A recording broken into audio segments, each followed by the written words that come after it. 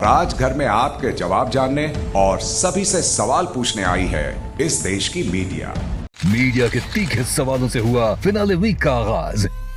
ईशा जी, आपका शो में कंट्रीब्यूशन क्या है? आपका क्या हम नाम रखे? हम चुगली आंटी। आप एक भी नाम ले लीजिए जिन्होंने कोने में चुगली नहीं की हो। अविनाश की शुरुआत में जब आए थे ना, बहुत फायर लगे थे। आप तो फुस्की बॉम्ब निकले। आपका गेम बस विवेन और ईशा के इर्द गिर्द ही रहा है। Accepted, will see on the finale.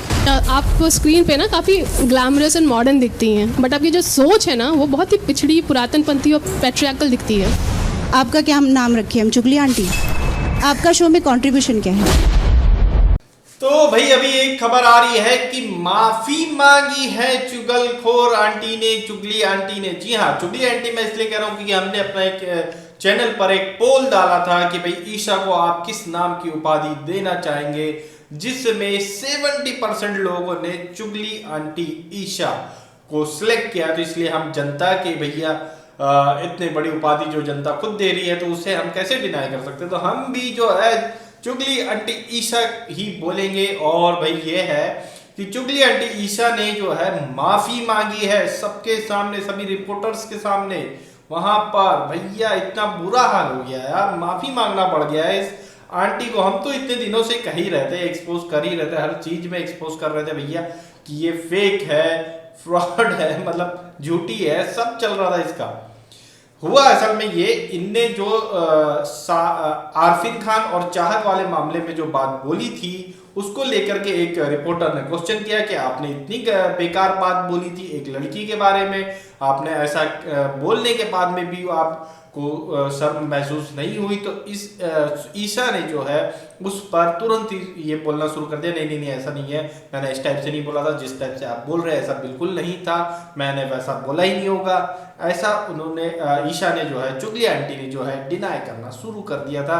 लेकिन लेकिन लेकिन लेकिन हुआ क्या जितने रिपोर्टर वहां बैठे हुए थे 80-90% रिपोर्टर्स ने तुरंत बोलना शुरू किया, नहीं नहीं तुमने ऐसा ही बोला था, बिल्कुल सेम बोला था, एपिसोड में भी हमने देखा है, हमने लाइव में भी देखा है, हर जगह हमने देखा है, तुमने ऐसा ही बोला था। फिर भैया चुगली आंटी के पास कोई जवाब ही नहीं था, कोई जवाब ही नहीं था। फिर जो है एक और क्वेश्चन जो राइज हुआ था कि आपने करण के बारे में झूठ बोला था, एक बार नहीं, 2 बार नहीं, 3 बार नहीं, बार बार आपने इस चीज को झूठ बोला था कि करण ने ये बोला कि मैं वहां आऊंगा तो चीप हो जाऊंगा, लेकिन ऐसा उसने बोला ही नहीं था, बल्कि आपने उसे एक कुत्ते की तरह अपने पास बुलाया था। तो करण ने ये बोला था कि मैं ऐसे आ जाऊंगा तो चीप लगेगा। ये जब बोला गया तब भी फिर इनने डिनाई करने की कोशिश करी, लेकिन फिर से रिपोर्टर सभी खड़े होके भैया, सभी रिपोर्टर्स ने बोला नहीं नहीं नहीं तुमने ऐसा ही किया था, बिल्कुल ऐसा ही सीन था, तुम भले ही 4 बार 6 बार जितने बार भी झूठ बोलो, बाकी चीज तो यही थी।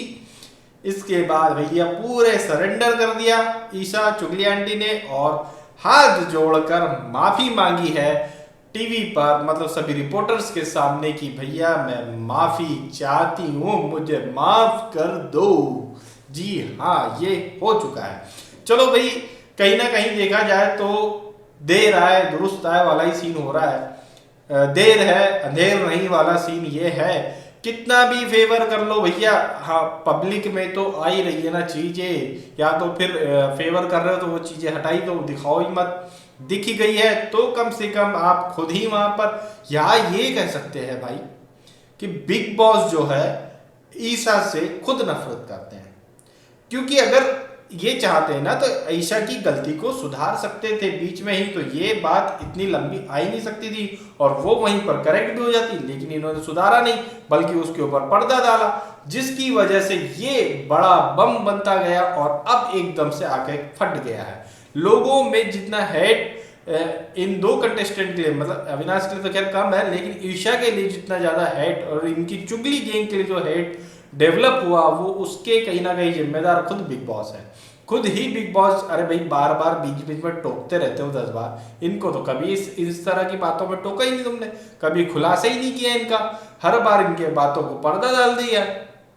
तो भैया तुम ही हो इन सब के जिम्मेदार। एक 26 साल की लड़की की जिंदगी बर्बाद करी है तुमने।